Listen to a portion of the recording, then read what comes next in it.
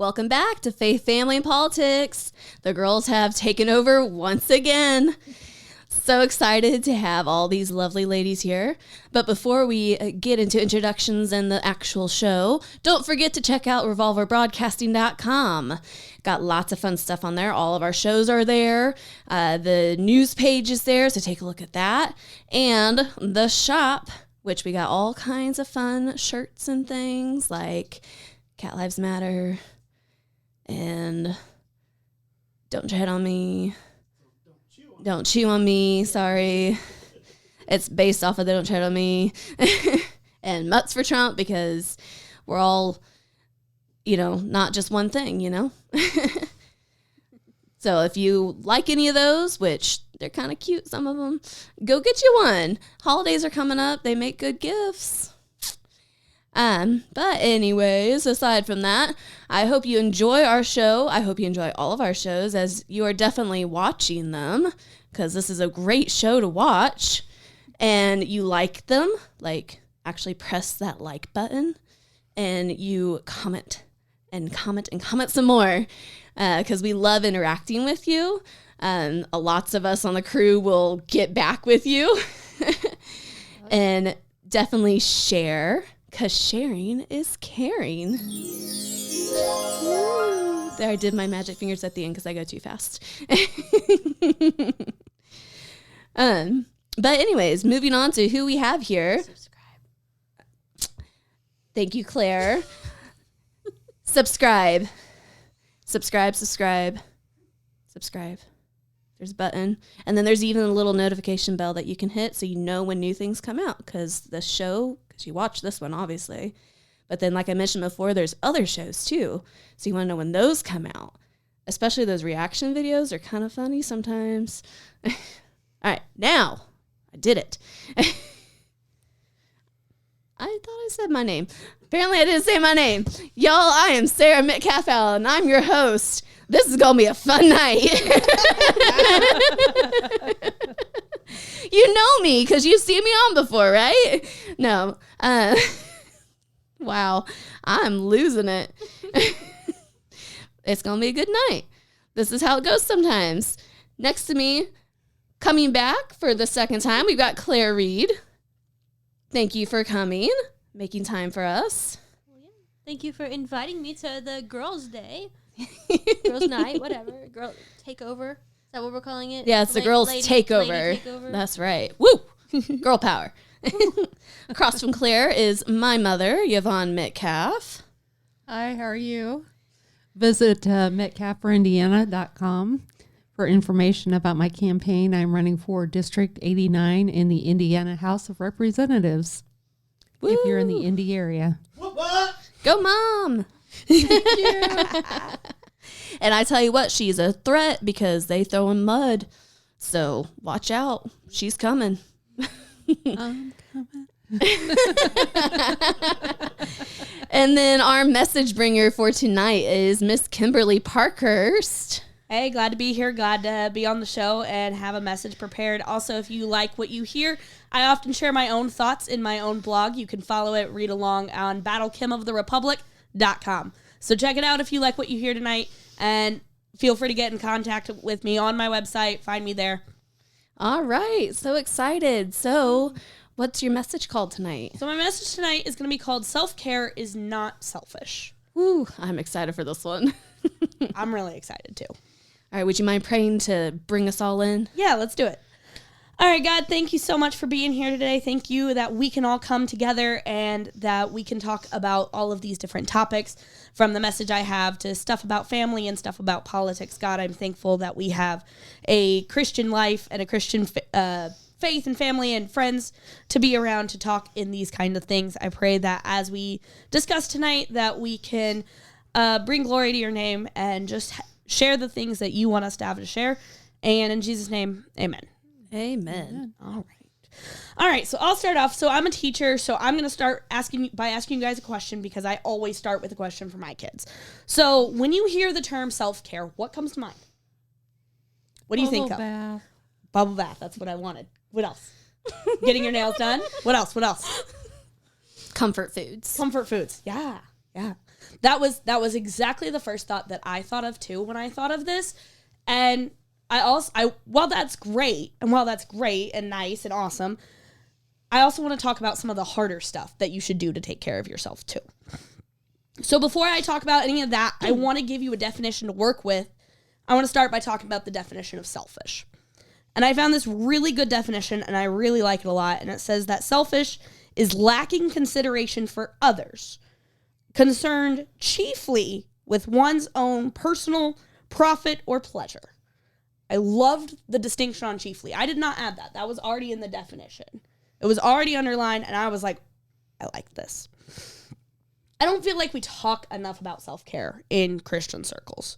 We talk about serving others. We talk about how we can help others, how we can help the community, but we never really talk about how we can help ourselves. And even Acts 20:35, Paul's talking to the early church, and he's like, oh, Jesus said it's more blessed to give than to receive. Mm-hmm. And that's true. But there comes a point and there comes a time when you got to take care of yourself. Mm-hmm. So as I was reading and as I was researching for this article, I came across a secular article from a psychology newspaper or whatever, that the author talked about different kinds of selfishness. And I didn't agree with everything that he said, but there were a few points that I was like, ooh, I like this. He had a quote in there where he said, when I behave selfishly, it's always good for me, but bad for others. And so he talked about 3 different kinds of selfishness, and bad selfishness, neutral selfishness, and good selfishness. I didn't really want to talk about the good selfishness because that was irrelevant to this. But he said bad selfishness was an outcome that you want that someone else doesn't want, but it comes at their expense. So it's not just a disagreement. He actually included an example of emotional manipulation, of trying to coerce or force somebody into doing something that they don't want to do because you want it. And I was like, yes, that's definitely selfish. That's bad. Mm-hmm. He talked about neutral selfishness, and I don't really think that this is selfish, but I wanted to highlight this because he talked about the things that you do that don't affect anybody else. The example he gave was brushing your teeth. Unless somebody's right up in your face, they're not going to be smelling. I was going to say it could affect somebody. It could. I'm not going to say it can't. Absolutely. But unless they're right up in your personal space, probably doesn't affect anybody else, right? Unless they're distracted by if you got something that's visible. Which is also valid. But most of the time, 98% of the time, doesn't really affect anybody else. Okay. The other example that I thought of was if you're in a plane, what does the flight attendant always tell you? Put your own mask on first. Put your own oxygen mask on before you help somebody else. Because you can't help them if you don't have anything. If you're passing out. Yeah. Right. And that's really what I wanted to talk about was you got to take care of yourself to be able to take care of others. Mm-hmm. They all know this, but for the audience that may not know it, I know I mentioned it earlier, I teach in an urban district. I'm a middle school teacher, and this year I'm teaching 6th grade. And they're a lot. It is not selfish if there's times where I need to take a mental health day because I just don't have it. And if a kid yells my name or calls my name, I'm going to snap and I'm going to do things I shouldn't. That's not selfish. Getting therapy or taking medication or getting diagnosed for a medical disease or anything, physical, mental, I don't think that's selfish because that's taking care of you.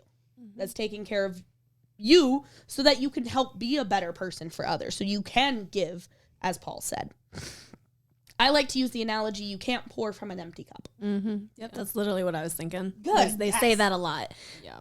Yeah, we hear that one a lot. You can't pour from an empty cup. Sometimes you got to take that time to refresh your own cup. A former coworker of mine would use poker chips. He was like, oh, these kids come in and they need different chips, right? They need safety. They need security. They need an education. They need XYZ.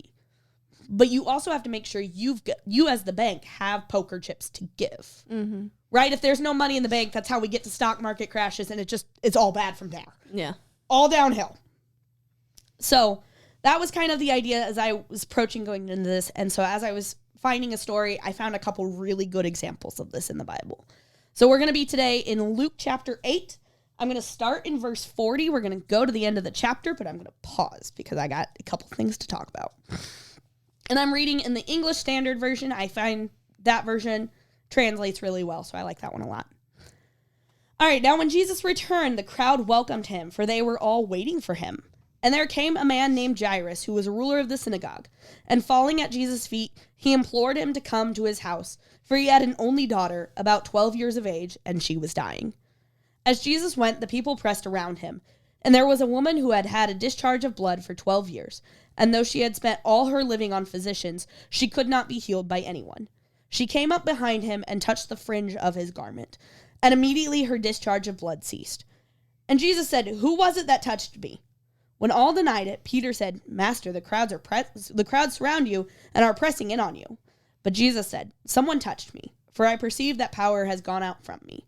And when the woman saw that she was not hidden, she came trembling and falling down before him, declared in the presence of all the people why she had touched him and how she had been immediately healed.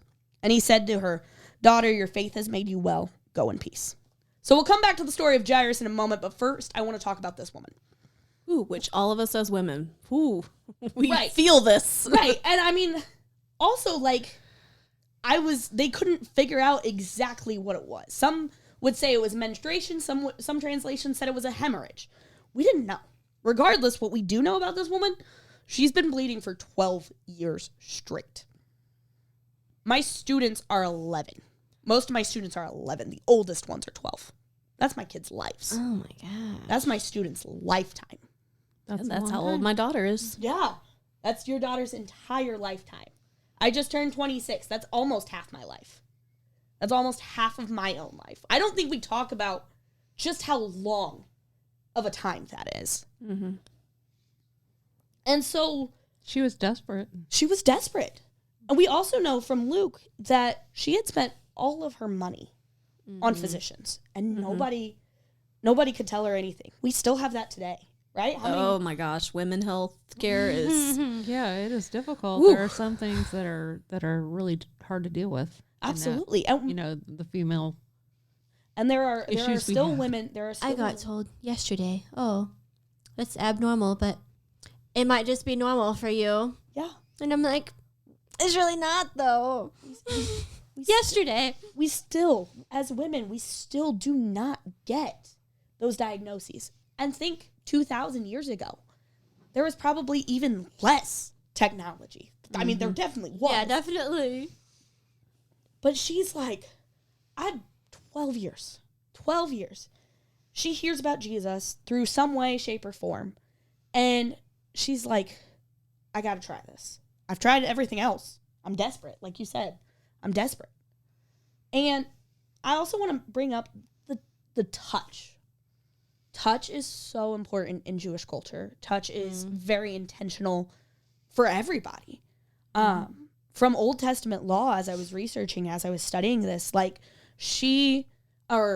any woman that was bleeding was unclean. Right. You're not supposed to touch anything. They touch anything, and if you touch somebody else, they were now unclean. Right. I don't know about y'all, but if I was bleeding for 12 years, I wouldn't go out in public. All right. I'd stay in my house. I'd stay. I'd bake bread. I'd do whatever, but I would stay in my house. You I would not- bake bread.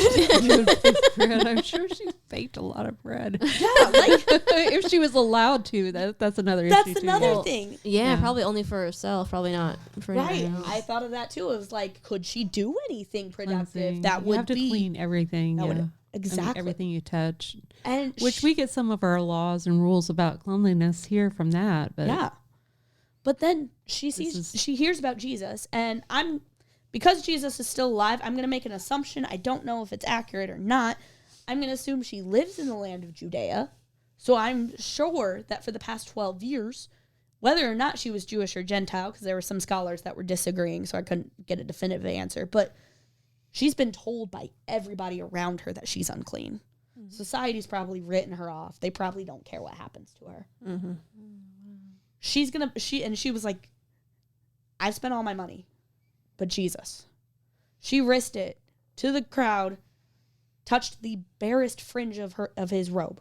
Oh, can I talk about that? Go. Do you know about it? Okay, so you know in the Jewish culture, they'd wear the robes that have the little tassels at the bottom. Right. And so that word, that fringe that Is he the touches, tassel. is like one thread off of the tassel. Yeah. So it's like that small is, you touch that and you've got the power of Jesus already. But then also, like, to that point exactly, and I love that you brought that up, but like to that point exactly, she's probably thinking, if I touch that little bit, that's not going to make him unclean. Mm-hmm. Yep. Minimal amount of touch. Again, she's had to think about this for 12 years. She's Well, I thought, was just thinking that's how powerful Jesus is. Both. I want to steal your thunder there. both. But Both no, sides, you yeah. bring your uncleanliness to Jesus and he wipes it away. Oh, sorry. He wipes it away. Exactly.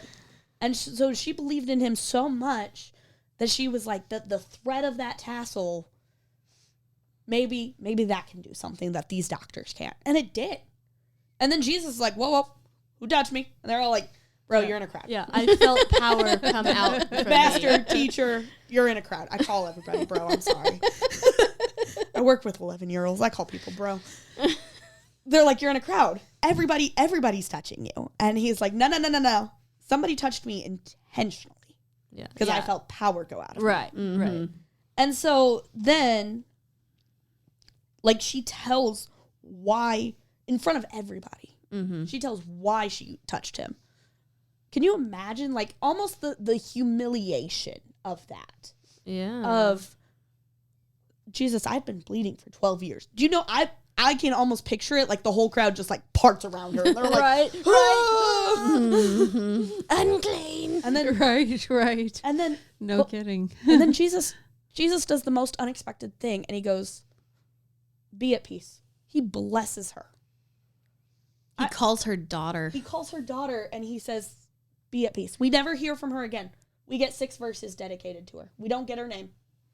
We have no idea what her name is. I don't think that was a selfish act. I think that was taking care of herself, but I don't think that was selfish. What about you? I was like, I don't. No, we need help, and we need to go someplace where we can get help. And Right. of course, Jesus can help The with help. Yes, Jesus is the help. Absolutely. right. He can help with. Well, and if we go by your definition that it's at the expense of someone else, she wasn't putting anybody else Or, down. or even with the second part, was she concerned with her own personal profit or pleasure? I think she was more after relief than she was pleasure. Yeah. Right. Pleasure gives a sense of enjoyment. Relief is not suffering anymore. Right. Right. That's a big difference. Yeah, I agree. All right, we're going to resume the story because I got more.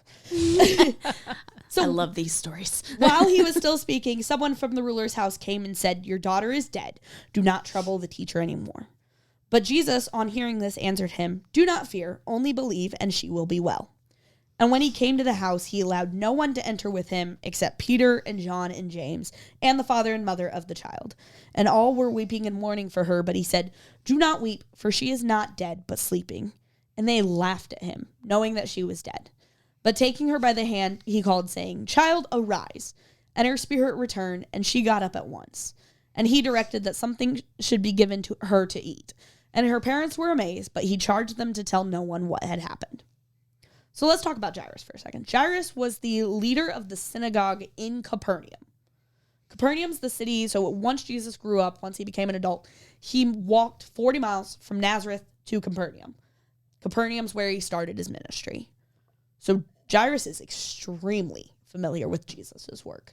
Jairus knows exactly what Jesus has done. He might have had some of that wine. He might have had some of that wine. Absolutely. From the wedding. from the wedding, from the first miracle, he might have. And what also struck me was interesting was when he approached Jesus, before we even met the woman with the blood, it was his only daughter. So women in the Roman Empire, women in Jewish culture did not have a lot of power, did not have a lot of rights. Yeah. Girls, even less. And kind of like with this woman, he could have written his daughter off. You know, as I was thinking about it, though, I thought about what if he and his wife had fertility issues. And so what if, you know, they had a girl and he's over the moon because he's like, we had a child. You know, we don't know. We don't know. But on the way, You know, he's probably telling Jesus to hurry along. Jesus stops, heals the woman with blood. And he's like, yeah, cool. But, you know, my daughter. Yeah, so he might have thought she was selfish. He might have. Absolutely. And you're going to, I love that. I'm going to hang on to that. I'm going to pin that conversation because I want to talk about that. But that's my like ending point. Okay, sorry. No, you're great. I'm so excited for that. Thank you. But, you know, then a messenger meets them. Sir, your daughter's dead. Your daughter's dead. You don't need to come. And Jesus is like, I'll still come. It's okay. And they laughed at Jesus. Can you imagine laughing at Jesus? He had just healed. People are idiots. Literally. Gosh, you're right, Claire. Literally. I mean, we look at it now, but I mean, if somebody came up to your house and literally said, "Oh, she's not dead," then what would you do? Right. Right. Like, I mean, Even nowadays, I mean, right. I mean, people. it's a still miracle, good. and that would still be a miracle. You have to have faith in order to have the miracle. But then obviously, as we see, Jesus heals the daughter. But what I thought was really interesting was that last verse of Jesus charged them not to tell what had happened. Yeah, that is so weird. And so I wanted to put that into the context of what I'm talking about with the self-care being selfish. Like, was that a selfish act? The logical answer is no, because Jesus never sinned and selfishness is a sin. Okay. And so as I was researching and thinking about it, I think I found an answer. Basically, Jesus was wanting them more to focus on the message from God and that he was the Son of God rather than, here are all the cool things that Jesus did. So, but I just thought it was very interesting that, you know, Jesus does these two miracles and like the first one's very public, very open, but the second one he's like, yeah, don't talk about this. Just tell them about God. Just tell them about who God is. Just tell them about what God's done. And so just putting that into that context of seeing, you know, the ways that we take care of ourselves is not selfish. As a personal example, I recently just got out of a relationship that turned abusive. I wish that person well. I wish them all the best. I'm going to still pray for them. But the way things worked out, I had to get a protective order filed for my own safety. Let me tell you, it was not pleasurable or profitable to relive everything that happened in front of a judge this week. Because that was literally this week. That wasn't selfish. That was me worried for my safety. Right. No, and I know the person You did. probably did feel that it was selfish of you and that you were being a jerk. And That's not a Christian thing to do. you know, and oh no, I've had words with them, I know you have. and it's like, no, like you're protecting yourself. I'm protecting myself. Like that is always going to be number one. And so that was what I want to bring up. Is you brought a great segue into that point of, to other people, it may look like the things that you do or the things that you say or the actions that you take are selfish, but truthfully, only you and God are the ones who can determine if something's selfish. And for the most part, unless it comes at the expense of other people, I would say that taking care of yourself, self-care, is not selfish. And so that was kind of the message that I wanted to bring today. Yeah, Well, that's good. I think you've helped me think through a situation that I've been dealing with too. This is good. yeah. Oh, for sure. I'll talk about it if you want to. Yeah. Self-care, you know, we talked about just little examples, the little fun things like the bubble baths or the comfort foods, but there's other things you brought up, you know, taking medication or going to therapy. That is also self-care. You know, having people that you can talk to, friends and family, having pets, you know, I mean, emotional support animals are like a big deal right now, which sometimes it's taken a little too far, but they can be very helpful. And even just a normal pet can be very comforting. Like just today, my poor kitty cat, we had to rush her to emergency vet and we didn't know if she was going to make it. And I was sitting there like, you were going to have tear-stained face Sarah. But praise the Lord, it wasn't as bad as we thought, and she's going to be okay. She's got to take some medicine. We got to change her diet. But, you know, just having her there, having that pet and the cuddles and the whatever, like, it's unconditional love. It's actually, and it is, you talked about touch a little bit too, you know, it's just, there's something comforting about that. And And what I was going to say is one of the elementary school that I take some of the kids to, they have a dog there at the school for the teachers and the kids. So, it's particularly for the special needs kids, but everyone, Oh, absolutely. if they're having a bad day, it's like such a blessing to have the dog there. Yeah, 100%. So it can take many different forms, whether that's an animal, whether that's having to get a protective order, and then I don't know what are you bringing up, because you said you have a thought on this. Oh, I was just saying that Kim was helping me work through just hearing it out loud. Was like, oh yeah, like I am doing good. No, so I don't know who's gonna watch it, so I can't do names or anything. But I had a friend who has gotten involved with DCS, got her kids taken from her. It's horrible. They should not have been taken, but that's not my call to make. And so she had asked me to bring the kids to her. And of course I wanted to do that. And my husband was like, no, we absolutely cannot do that. We'll get in trouble. And Legal trouble's not worth it. yeah. But I've been having a really hard time, because it feels selfish of me. It feels like I'm putting me and, oh, no, I can't do that. Oh, no, I have to do this. And, I have to spend time with my family. I can't take time to watch your kids for 9 hours a day. But, no, I have to take care of myself. I cannot put myself into risk. That's sort of like boundaries, right? Yeah, Yeah, boundaries. you could absolutely absolutely put boundaries into this category. Oh my goodness, yes. 100%. But yeah, so I've known that I couldn't do it, but just hearing it said out loud, it was like, oh, okay. Like I'm not being selfish. I'm setting good, safe, legal boundaries. That's right. And I've really struggled with feeling that I was being selfish. And I've truthfully, I think that's part of why God laid that on my heart. Was you got what you're going through, because you and I have had that conversation, what I've been going through, because September was long. And I have another friend of mine who I've been kind of talking some similar stuff with. And I think just putting them all together, that's why when Sarah approached me with this and she was like, hey, do you got a message? And I was like, hold on, give me a second. I need my life to stop spinning. But then I was like, no. I got something. Let's go. I was like, let's go. I got an idea.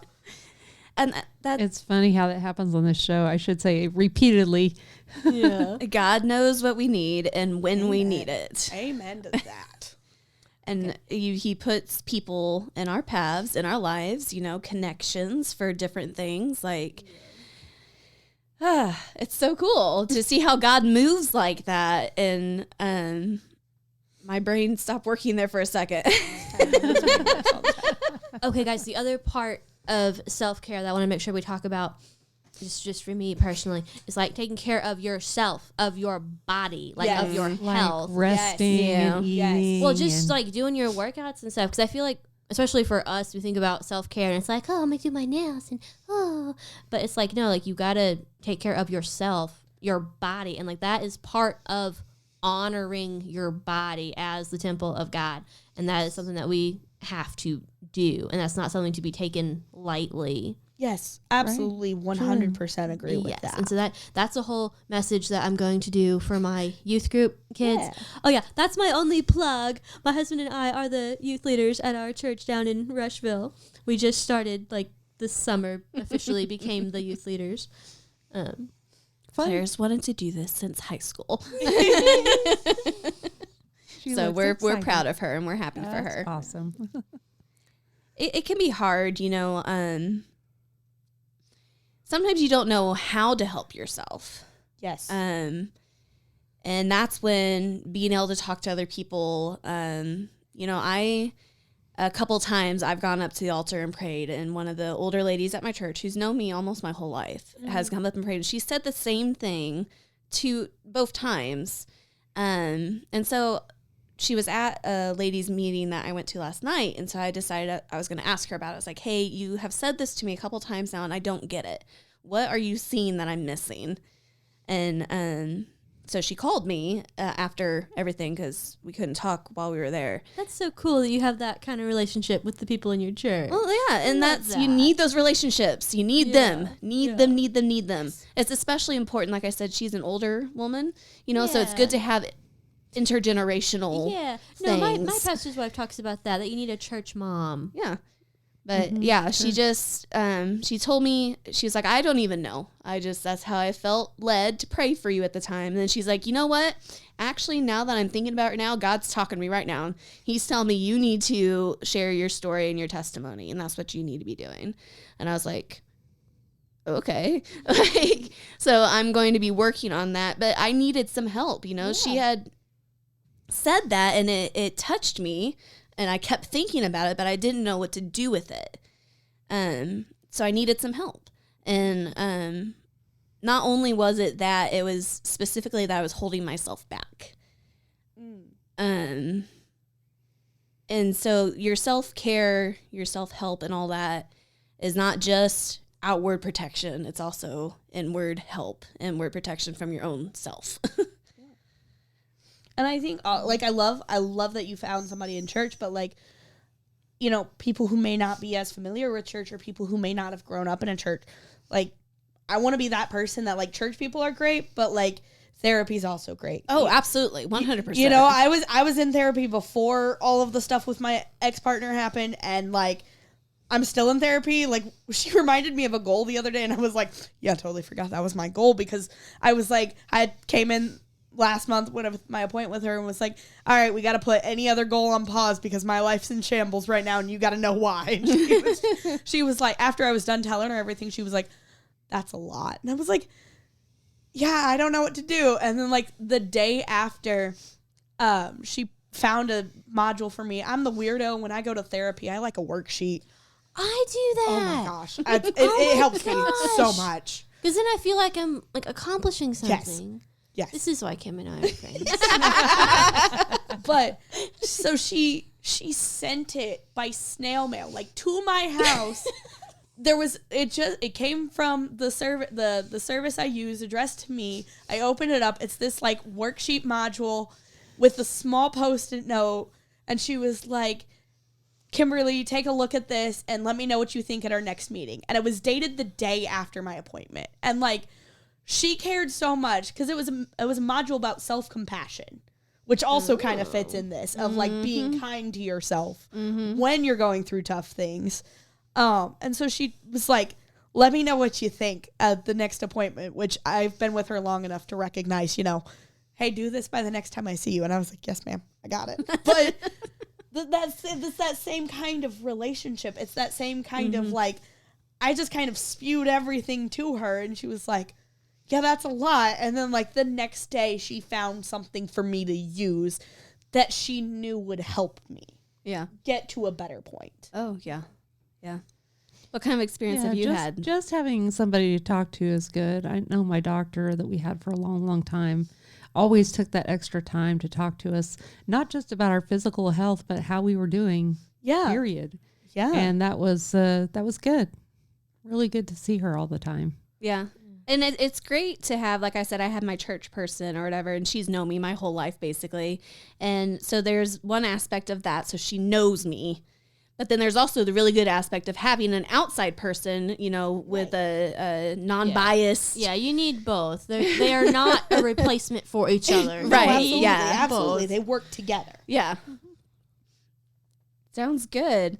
How are we looking on time there, Josh? Yep, plenty of time. All right. Well, what else do we want to talk about, guys? And you can be that to someone else, and someone else can be that to you. We all need each other. I mean, that's true. At the end of the day, yeah. Yeah. That's why we do things like this, where take what we've learned, and now we can share it with you. Now you can share it with your youth. And Right. Well, and that's part of discipling too. You pour into one person, and then they pour into the next person down the line. Somebody had also mentioned, I think it was you, mentioned boundaries. One of you had mentioned boundaries. I I did. think it was Yvonne. I was like, my brain's only half working. I taught today, man. I had to teach 75 Close sixth enough. grade. I have 130 total Well, we have A/B schedules, so I don't see them every day. But today was the bigger classes, so today was 75. Okay. But boundaries, I think that's so important for self-care, and sometimes that boundaries can come in the form of family, people that you do talk to, people that you don't talk to. I was like, I thought of somebody for myself. I thought of somebody for Claire instantly. Mm-hmm. You know, like, there are people in my life that were biologically family that I didn't have a familial relationship with. Mm-hmm. And I don't feel like I know I'm not alone in that, at least in here, but in general, like, and then there are people that are some of my closest friends that I have no family ties to who feel like family. Yep. Your And so found family. Your found family, your chosen family. I think, but boundaries are so incredibly important. You can't. Yeah, some people, like you said, this gentleman quote that you were with. Right.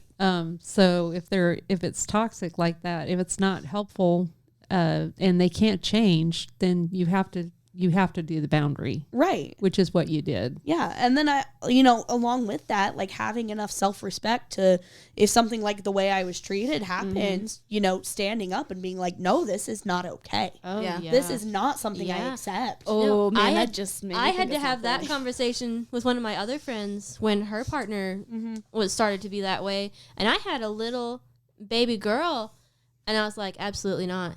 You have to leave him if we are going to be friends, because my daughter is not going to grow up thinking that is okay Absolutely. for her aunt to be treated that way. Absolutely. And that was honestly kind of her wake up call, and like, oh, I really do need to leave him. Ooh, yeah, that comes, talking about not being selfish, when victims of assault, sexual, physical, Yeah. domestic violence come out and people are like, why would you do that? You've ruined their lives. It's like, no, they ruined their lives. They ruined their lives and mine. and mine. I now have to pick up the pieces. And I'm not going to let them ruin anybody else's lives. Exactly. Now. That's, Right. oh, Sarah, you bring up. I feel like I've been talking a lot, but you bring up. Well, you're the message bringer. Yeah, I right, know, right, but right, like, right. tell It's this shit okay. to the next point. But that was Sarah. That was a thought that I had with all of the stuff that went down. Was I hate that this happened to me, but I'm like hoping and praying that I'm the last person that this happens to, from this person at least. right. I hope that they are getting the help that they need. I hope that their life works out the way that God plans for it. I hope that, I don't wish bad things on them, but I've been so blessed with the amount of support that I've received through this from anybody and everybody coming out of the woodwork. People I didn't even think of were like, hey, I'm here if you need something. And, I grieve the end of the relationship, but I didn't grieve as much as I probably could have. Oh, yeah. Because I had so many people to catch me and support me. And I'm so blessed and so thankful. But yeah, I had that exact same thought this week of, I hope that I'm the last person this happens to, because I don't want this happening to anybody else, because I'm strong enough to handle it. Thank God I'm strong enough to handle it. God's your strength. God is my strength. Absolutely. My friends, my family, the people God has placed in my life, 100% my strength. But I'm like, I hope that I'm the last person that this happens to for that. Such good stuff.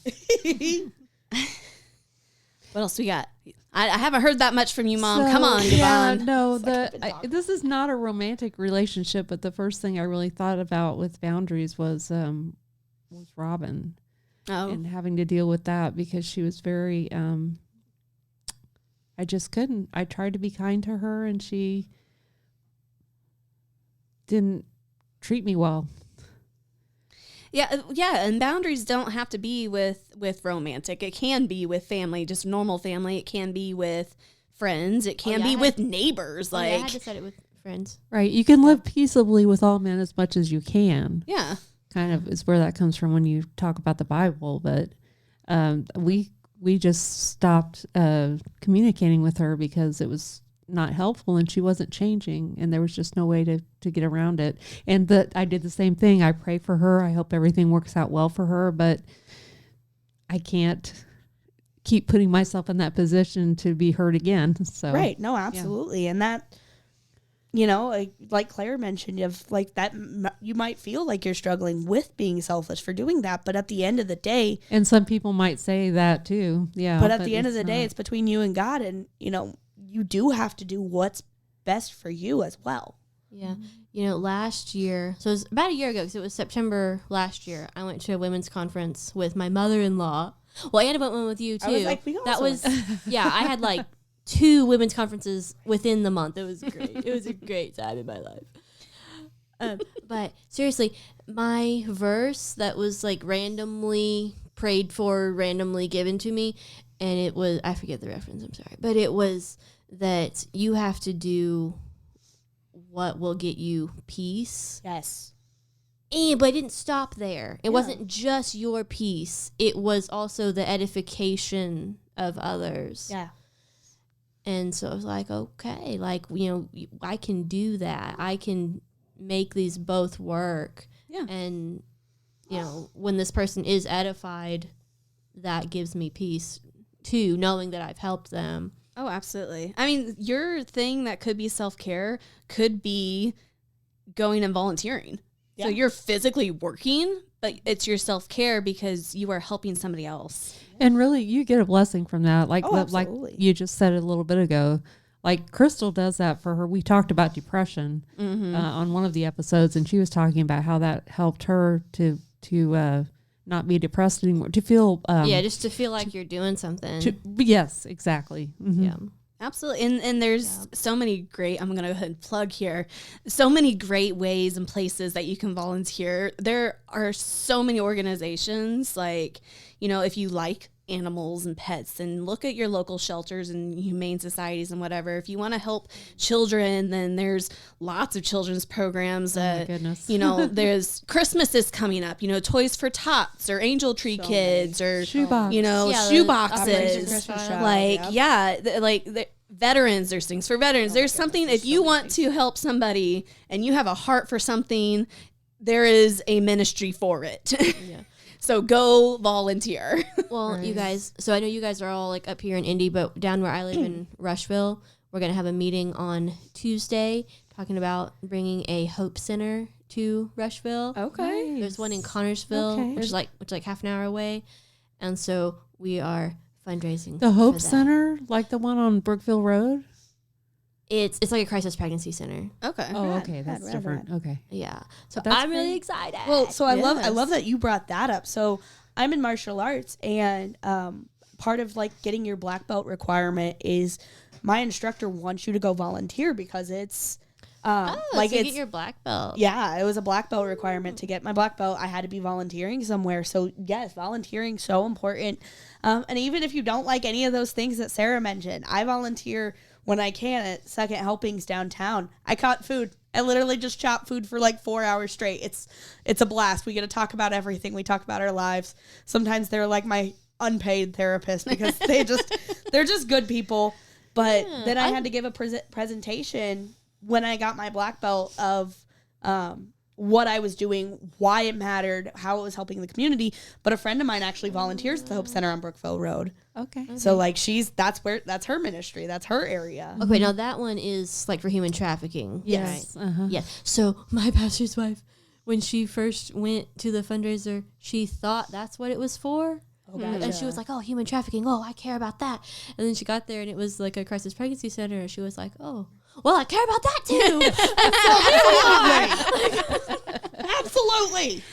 Oh my Well, goodness. there's a lot of opportunities right now too because of the flooding and all that, which we're going to talk Oh, about absolutely. later, Oh, yes. Yeah, I thought yes. that's what you were Natural gonna plug. disasters and and Ooh. tornadoes and stuff that happen here in Indiana. oh pretty yeah, frequently. absolutely. I mean, we had that was earlier this year, right? Tornadoes down in Johnson County, and Yeah. the Oh, people in that I Whiteland. worked with, it affected them. My sister-in-law, it affected her. Like, it's all around you, like a little bit, and nothing crazy, like power out. I think for a little bit, but anyways, you know, so you can find something If you anywhere. really want to get involved, there's so many opportunities in most areas. Oh, absolutely. And let me tell you what, something my pastor encourages, if that opportunity, if that ministry isn't there, start it. Yep, that's what we're trying to do with the Hope Center.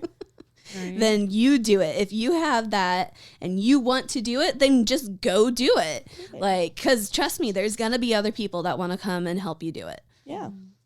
You just got to do it. And that's going to help you helping others, because it all wraps around, you know, the Bible talks about rest and peace, and you need that.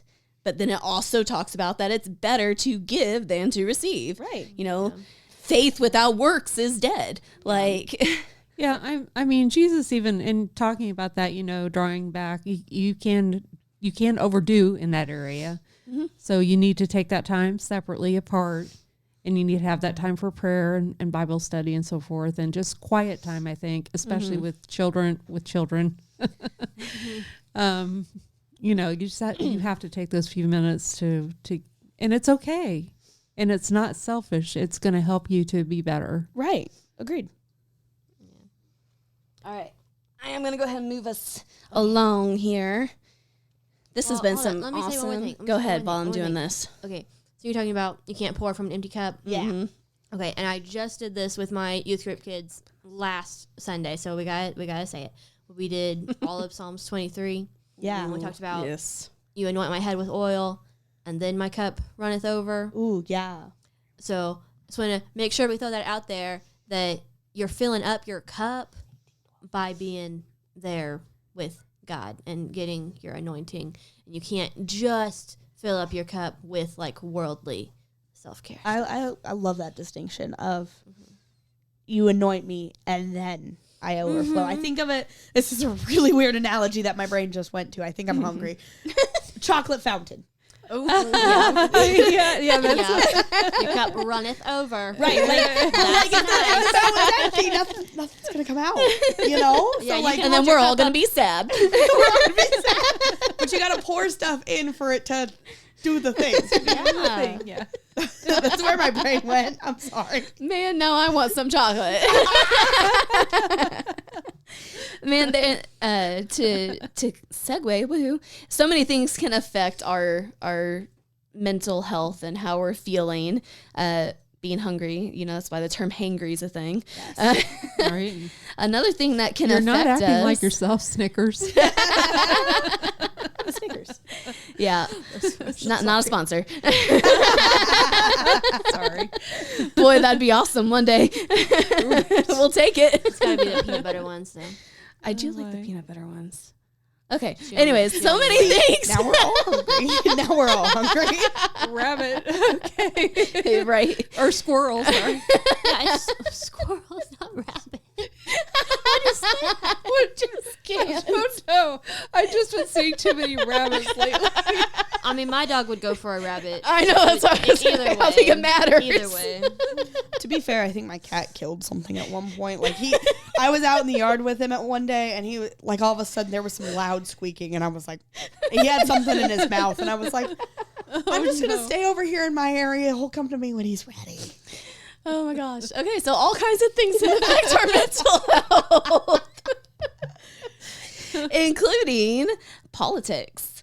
There is this article from the American Psychological Association that politics seep into daily life, negatively affecting mental health.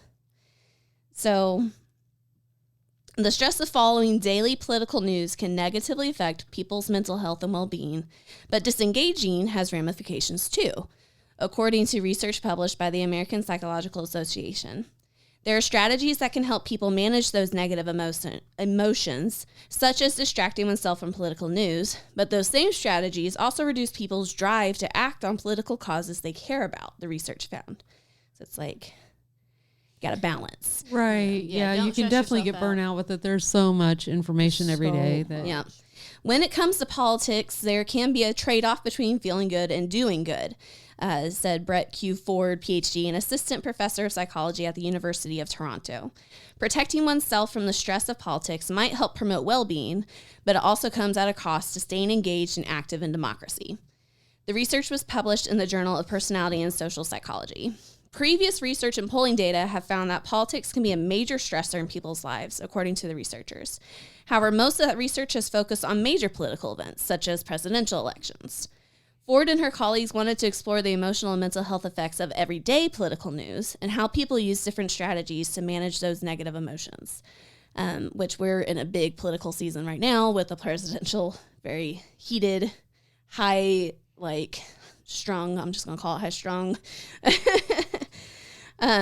but even just the everyday.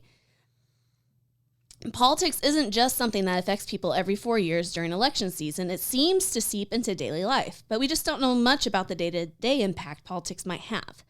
To learn more, she and her colleagues began by asking a politically diverse sample of 198 Americans to answer a series of questions each night for 2 weeks about the political event they thought about most that day, the emotions they felt in response, how they managed those emotions, their general psychological and physical well-being that day, and how motivated they felt to engage in political action. Overall, the researchers found that thinking about daily political events evoked negative emotions in participants, even though the survey question had not asked participants to think of negative political events.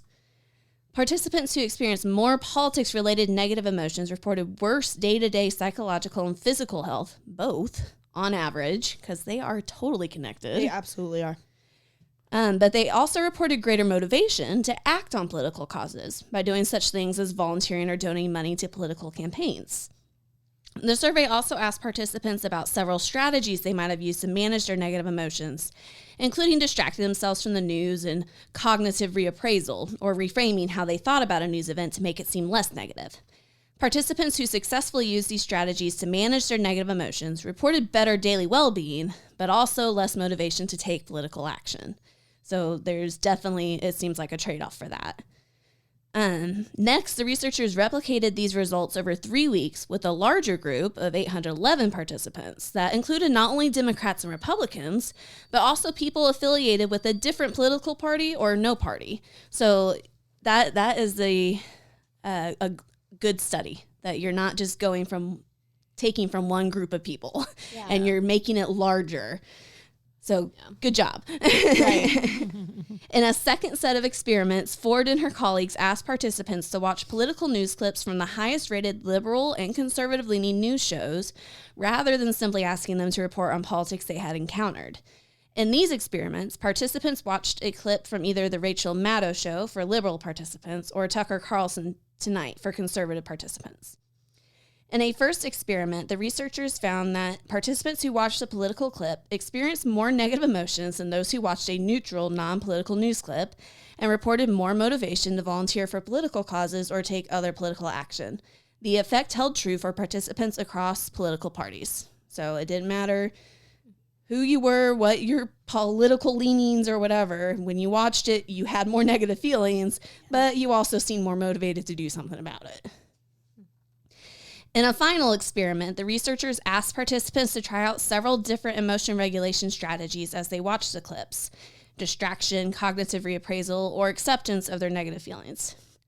Replicating the results from the diary studies, the researchers found two of the strategies, distraction and cognitive reappraisal, consistently reduced participants' negative emotions, which in turn predicted better well-being, but indirectly reduced the likelihood that they would want to take political action. So again, they really found that balance. Balance is key. Overall, the results suggest that politics have a significant daily effect on many Americans' health and well-being. Modern politics, its daily controversies, incivility, and ineptitude puts a regular emotional burden on Americans, said Matthew Feinberg, PhD, a co-author of the paper and professor of organizational behavior at the Rotman School of Management at the University of Toronto. This has important implications, particularly for activists who wish to get people involved in advocating for political causes without harming their mental health. You know, hopefully they are thinking about that. You know, they need to be thinking about that. That don't terrorize your supporters. Right. Yeah. Right. Yes. So Ford says, in a way, this is a trade-off between individual wellness and collective wellness. We're working toward identifying strategies that people can use to protect their own well-being without coming with cost to the broader collective. This paper begins to address this by studying emotional acceptance, a strategy that is linked with greater well-being for individuals in daily life. and which doesn't seem to come with consistent cost to collective action. It is important that people have a variety of tools they can use to manage the chronic stress of day-to-day politics while also maintaining the motivation to engage with politics when needed. Excuse me. Further research should examine the effects of politics on well-being in different countries, the researchers suggest. The U.S. faces high levels of political polarization in a largely two-party system, and the media often revolving around inciting moral outrage. Woo, boy, they called that out.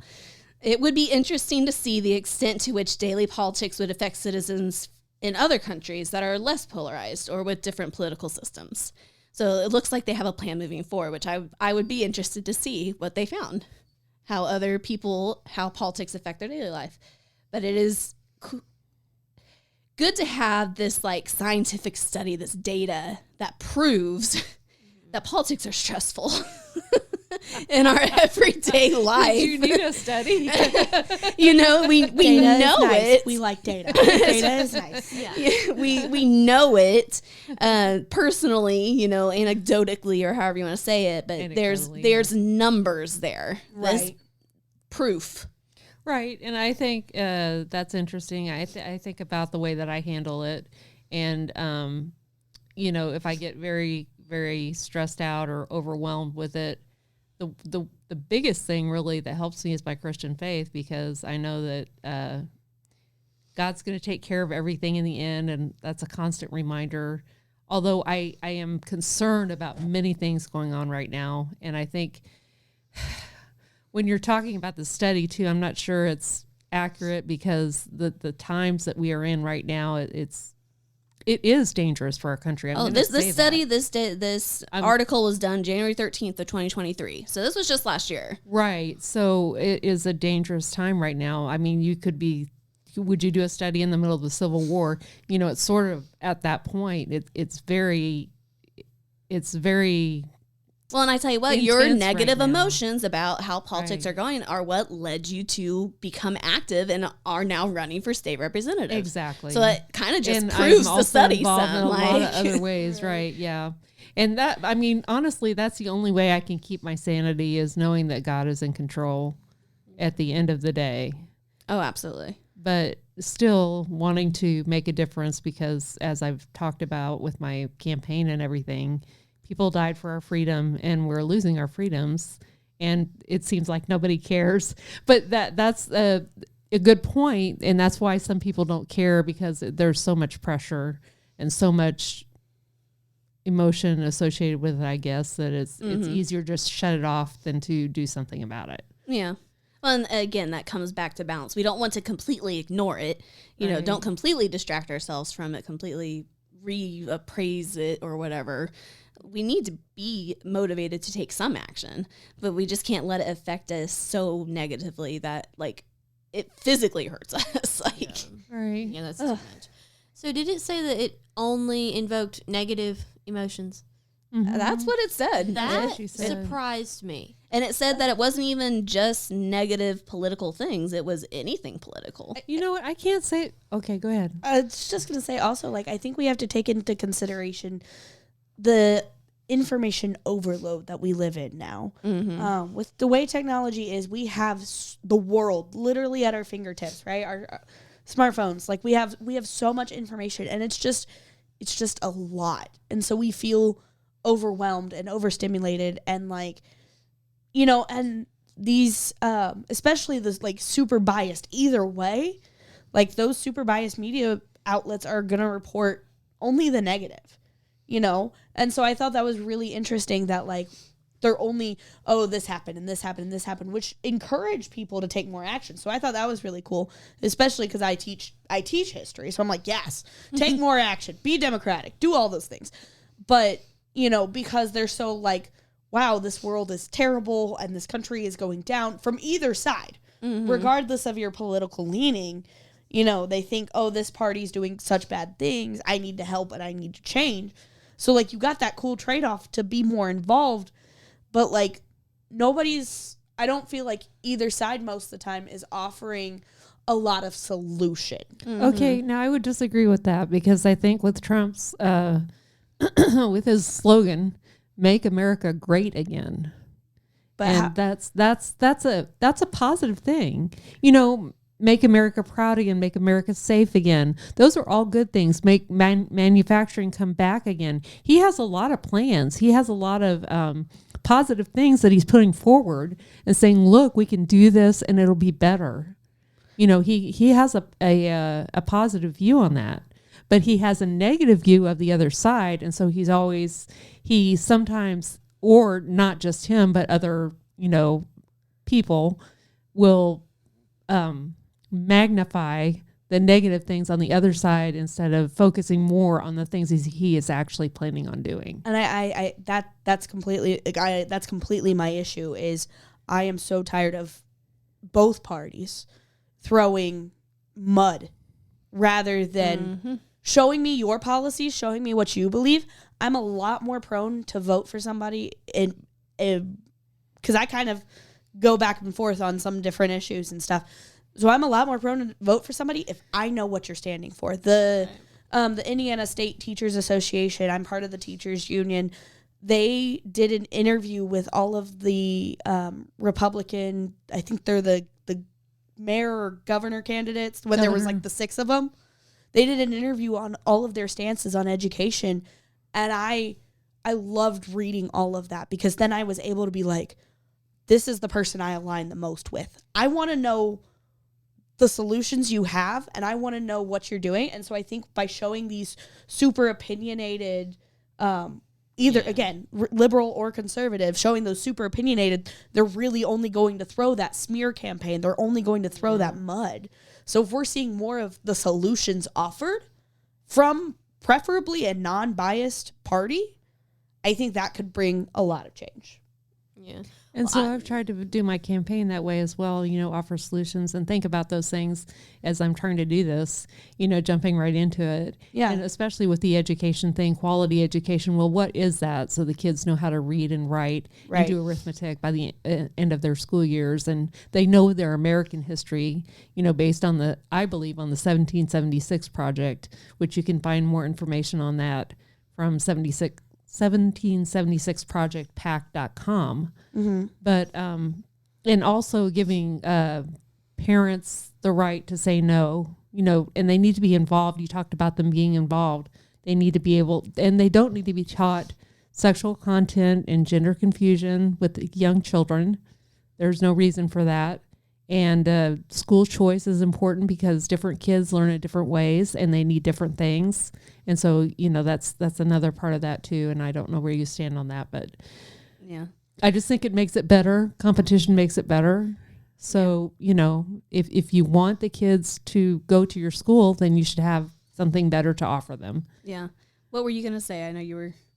Okay, I just want to say that I was surprised that it only invoked negative emotions. That is, Because like I would watch a news where something good happens and I'm excited about it. I was going to say, I would disagree because I do feel good when I hear Trump speak at the rallies. It's not always negative. So I guess it depends on who you are. I think culturally and socially, we have been taught that politics is a no-go.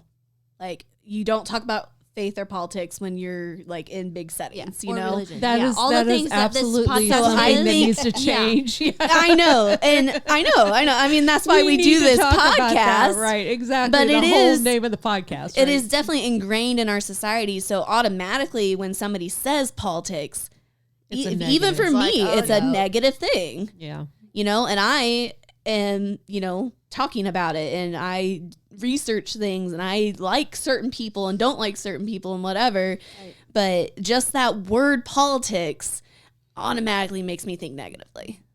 So I think that's where some of that comes from. It's true. Yeah. No, I but would agree. like 2 years ago when Roe versus Wade got switched, Overturned. I was so excited. Oh, right? Absolutely. Absolutely. Boy, talk about a polarizing issue, but I was so excited. And then Indiana didn't do very much, and then it was all the excitement was gone. But Well, no, we passed a law that it yeah, and then the abortion is judge almost then the illegal. judge shot it down. No, Judge no, said you it's can't do that. still no, it's still there. When did You that can't happen? you can't you can't do an abortion in Indiana except for the 3 things: incest, rape, and life of the mother.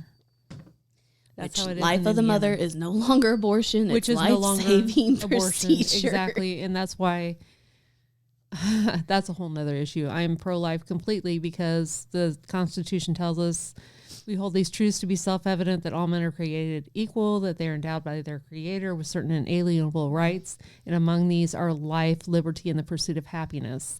Life comes first for a reason. If you don't have life, you can't have liberty, you can't have the pursuit of happiness. Right. Yeah. And the Bible tells us we are fearfully and wonderfully made. Science has caught up to the Bible, where they know that 2 cells come together, give you 23 chromosomes with everything about you when that first connection happens, and it's the miracle of life. Yeah. And it's not going to be a penguin, it's going to be a child. So you cannot take the life of the child without having consequences. Yeah. Well, I know a lot of people didn't like the bill. People didn't like it because they thought it was too strict, and people didn't like it because they thought it wasn't strict enough. Mm-hmm. But I personally really liked it. Really liked how it was, because it very clearly made it that if it was ectopic, that does not count. That you have to be able to do that. And miscarriage care is not going to count. And I have had big, major debates with people where they think that when abortion is outlawed, that then they can't get their miscarriage taken care of and they're going to die of sepsis. And I'm like, no. I was at the State House. That is not the way the bill is written. Yeah. Right. And it's still part gave of it them, is you don't have enough information. Yeah. Yeah. well, and it gave them like a 6-week window. So I felt like for the people that were minors, they had like a little bit of extra time. And I mean, it's terrible, but I think it's good that the option is there, just so that they cannot be so mad about it and so like, no, we can't have this bill at all.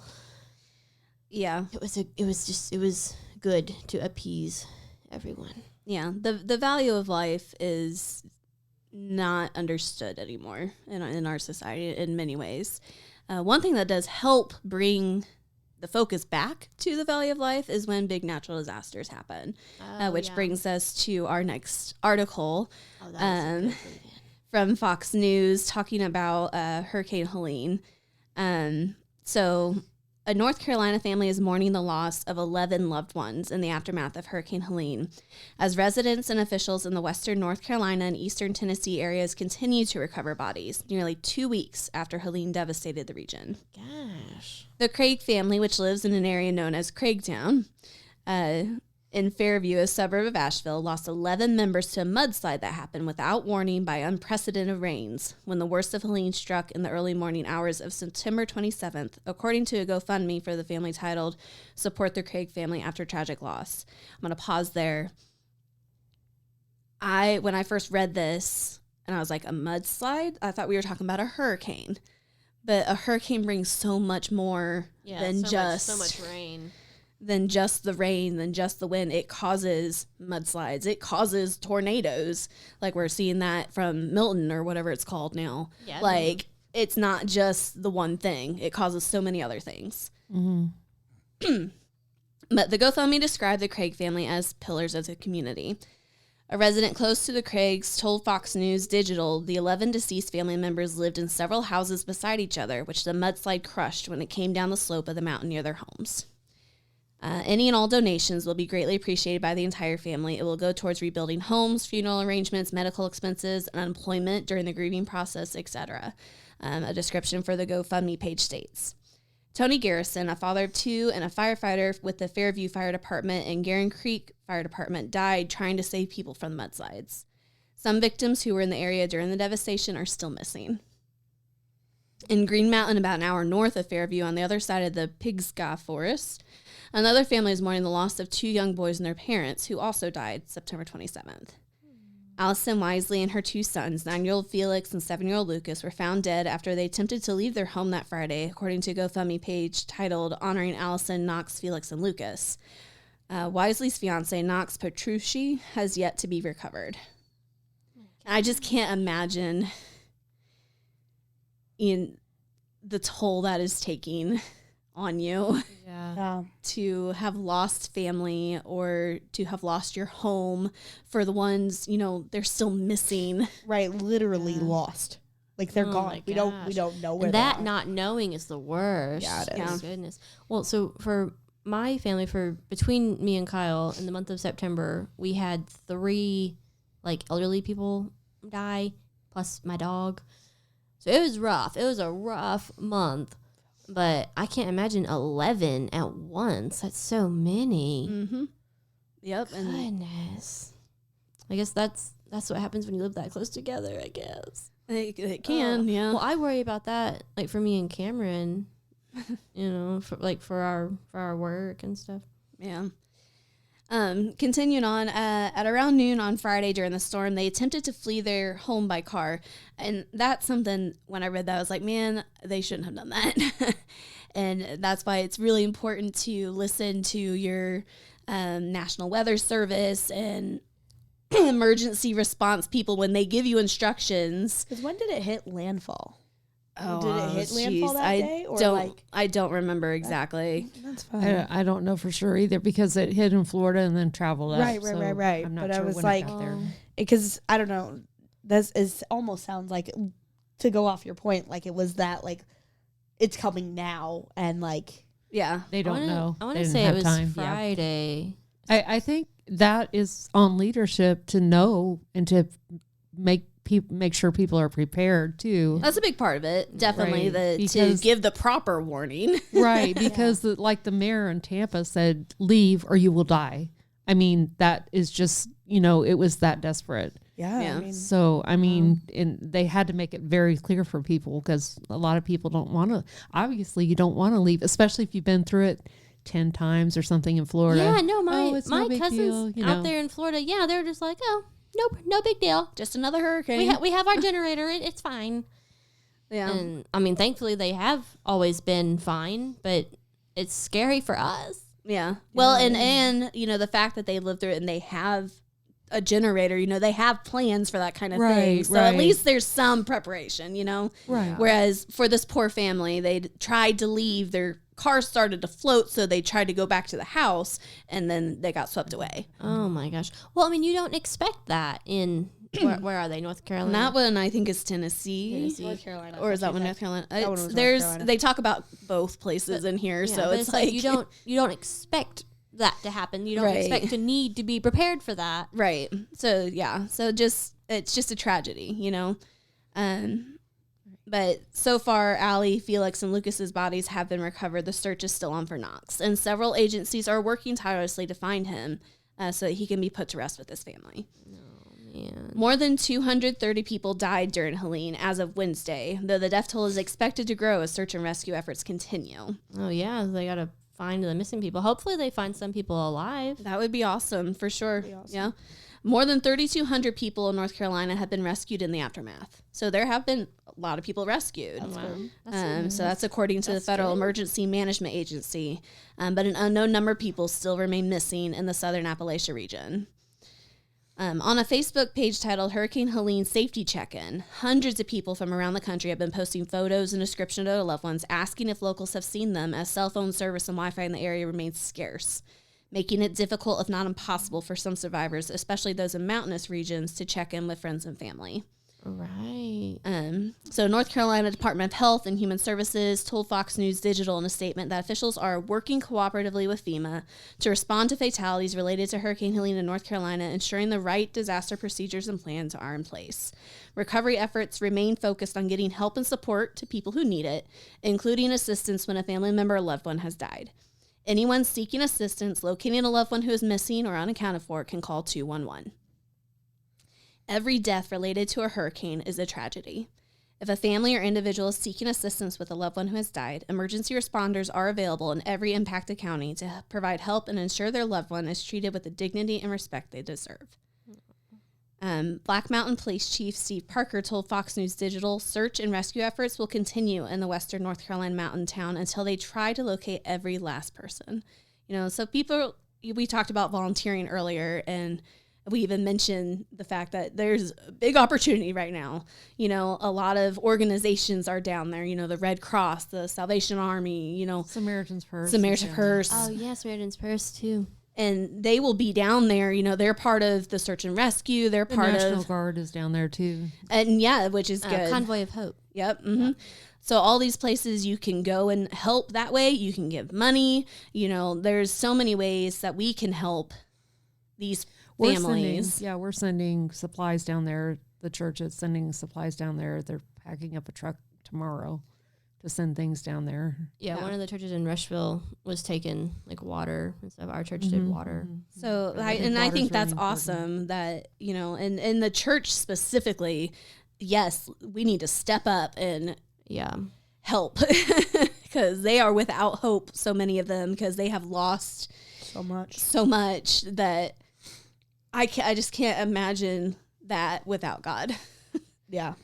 I would not want to be alive either if I didn't have God. Like, and I lost everything.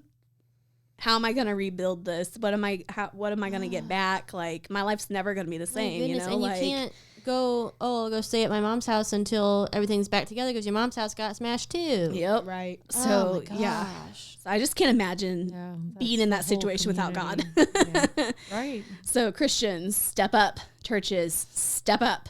Yeah. Yeah. Step up. For real. Be the church. Be God's love, his hands, his feet, his mouth. And Now. there's been a lot of that going on. I mean, it seems that we do that. We do step up. Yeah. And you see the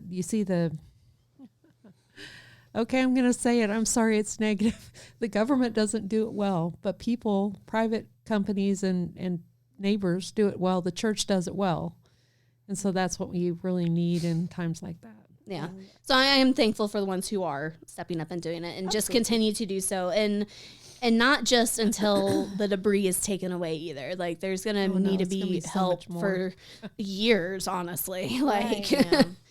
but it's just a lot to think about and a lot to consider. And how can we help? How can authorities help? How can politicians help? You know, how does it all connect? How, you know? Like there are some politicians that are just, as a member of their community, going to help. Yeah, absolutely. Like, here's my boat, here's my chainsaws, let's go Yeah. cut down some trees and rescue some people or whatever we need to do, you know. I tell you what, I'd be more inclined to vote for someone like that, which brings me to our final article. Here in Indiana, voting has begun. Early voting began on Tuesday. It did. So from Fox 59, our local Fox channel, here's what you need to know.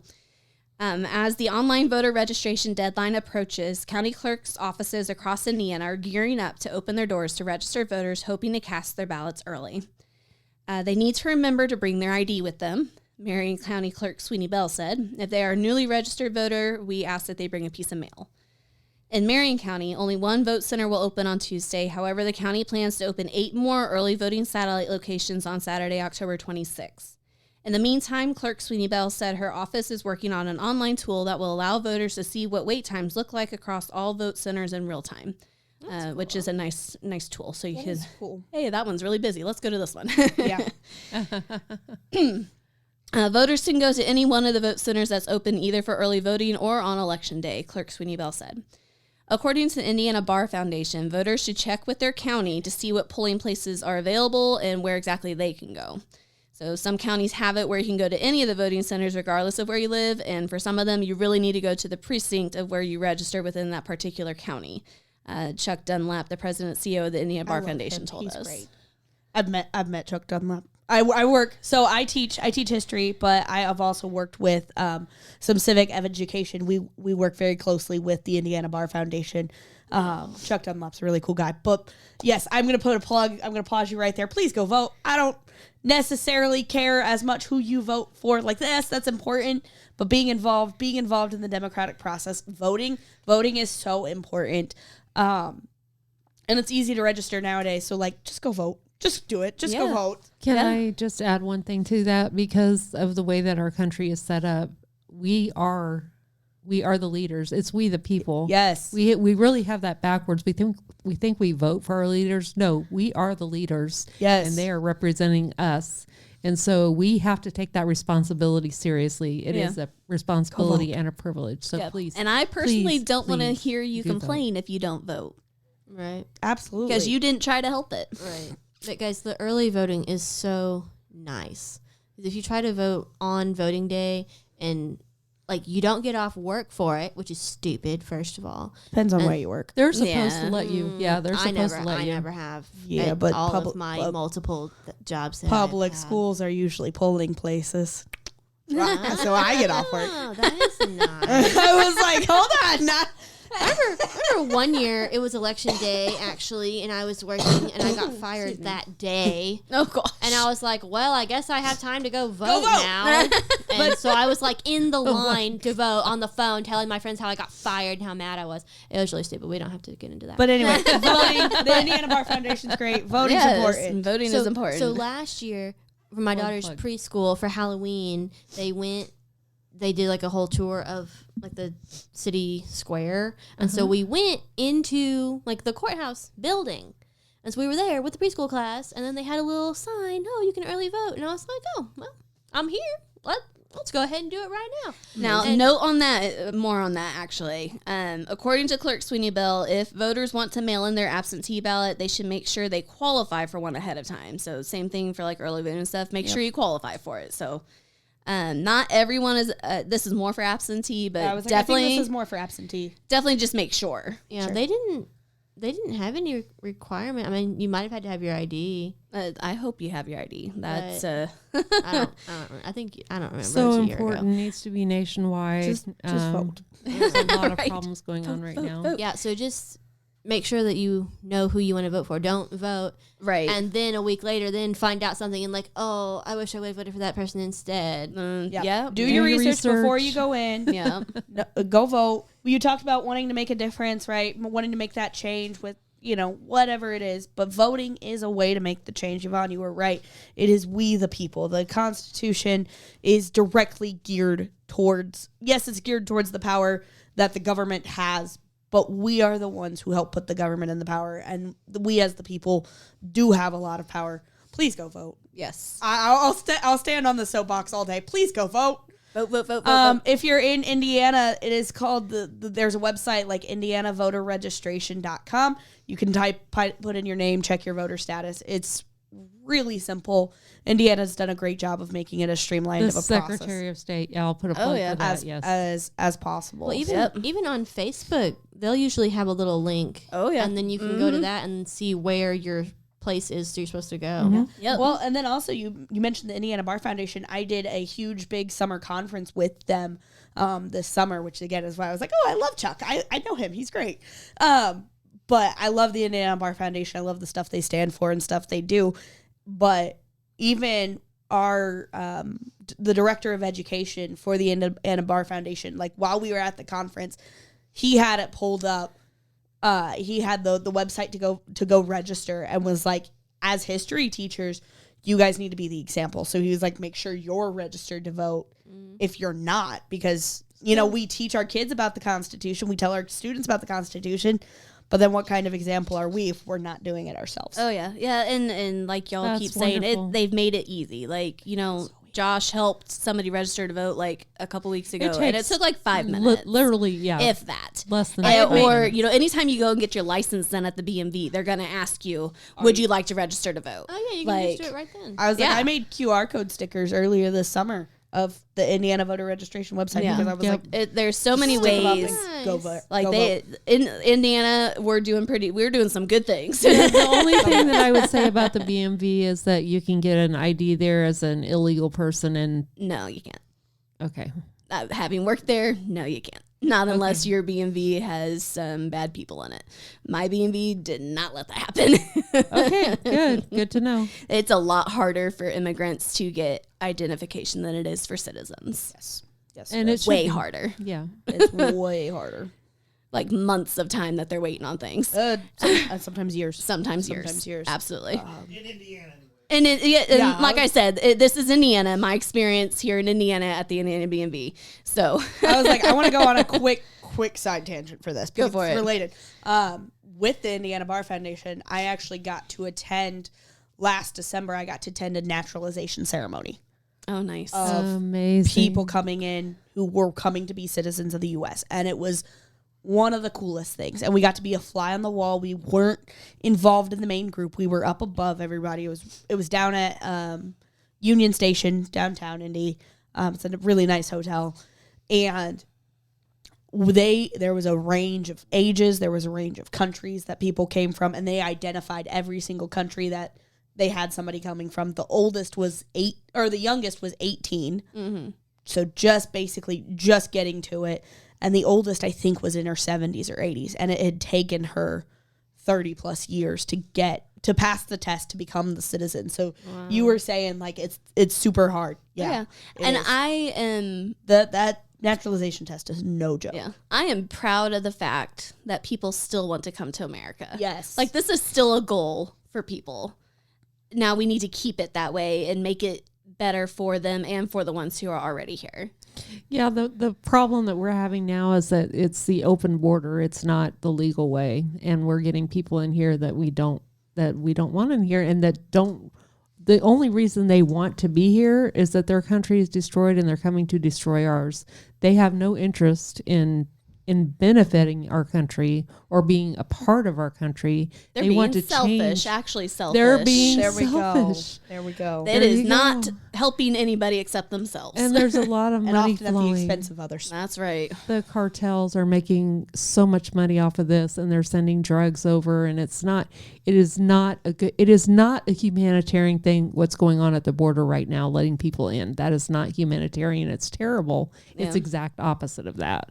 Yeah. And so that's why it needs to be closed, because that's why we have walls on our houses. We have borders on our country. You come in through the door and you do it the right way for the right reason.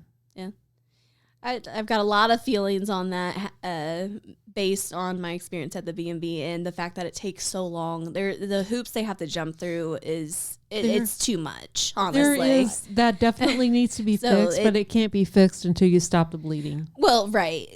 And it's hard. It's a hard situation when they are using other people, they're using children. They're using vulnerable, We just spoke elderly about it. The and, human trafficking Yeah. like is terrible. to it's a legitimize sin. their being here or whatever. Like, Yeah, or it's- you have a heart. This is my child. Like, I have a heart and I want to help you, but I'm going to need to help you in your home. I think also like what we talked about before the show started of the buy-in. They have to buy in to want that help as well. That's true. You know, I see this with my students all the time. I see this often of like, I have so many students who have different accommodations for their learning and stuff. I can do so much, and then their parents are still like, well, why is my kid getting an F? Because I've done as much as I could, but I'm not going to pick up the pencil for them, and I'm not going to write for them. Yeah. They still have to do at least some effort and some work. So it's that buy-in of they have to want that help. They have to want to get better. They have to want to take care of themselves to kind of tie everything in. Otherwise, you can extend, you can give as much as you want, but until that You're buy-in, wasting your resources. you're and- wasting your resources until that buy-in happens. right. Yeah. Well, this has been so much fun, and I think there's been some awesome discussion happening. And so, too. please comment your thoughts Nice on to these see you all issues and your experiences. We'd love to hear from you. Share this. I think there was again some important things discussed that other people need to hear. So please share. Thank you, Miss Kimberly Parkers, for bringing our message. Appreciate it. Glad that I could be here again. If you liked what you heard, you liked the things I had to say, you want to know more of some of my views, my journey, my life, find me on BattleKimOfTheRepublic.com. You can also find me on Instagram. I think it's just at BattleKim, maybe BattleKim of the Republic. You'll find me. I'm not difficult to spot. The website's the easiest because that's just my name. So yeah, that's me. All right. Thank you, Yvonne, Mom, for for coming. Kind of short notice there. Thank you. But it's been good to hear your perspective and being able to talk and join a conversation. It's nice to chat with you ladies. Thank you for having me. Yeah. Miss Claire, thanks for coming back. Yes, thank you. I hope you enjoyed it as much as the first time. Yes, I know. I'm going to have a whole another message now just about some stuff that this made me think of. Yes. But seriously, goal. if you want to support any of the stuff that we've talked about, or specifically the Hope Center coming to Rushville, you can find me and I can help you with that. So I'm on Facebook, Claire Finley Reed. I'll probably share this video myself.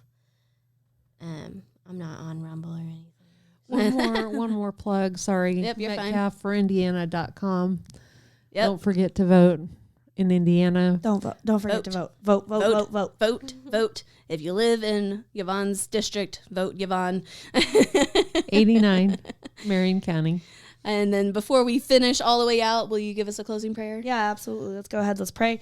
God, I thank you so much for this opportunity to be here with these ladies. I thank you for the conversations that we had, the viewpoints that were shared and discussed. I thank you for the life that brought into this podcast, God, of even the stuff you laid on my heart or the stuff you laid on Sarah's heart, Yvonne's heart, or Claire's heart, God.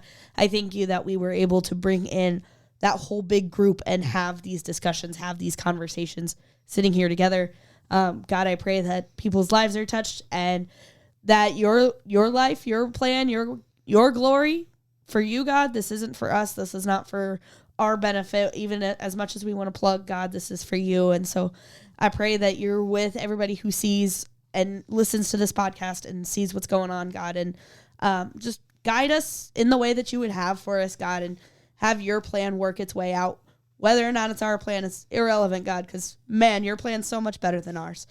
But we love you. We are so thankful for this opportunity. We're so thankful to get to praise your name. And in Jesus' name, amen. All right. Amen. I have been your guest host, Sarah Metcalf Allen. Can't wait to see you next time on Faith, Family, and Politics.